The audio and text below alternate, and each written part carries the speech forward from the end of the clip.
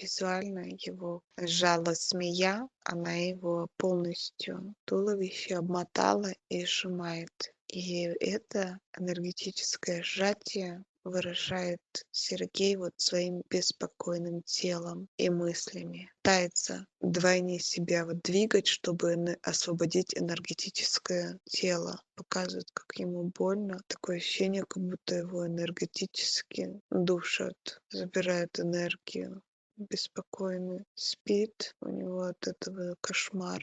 И много двигается, да, Юлия?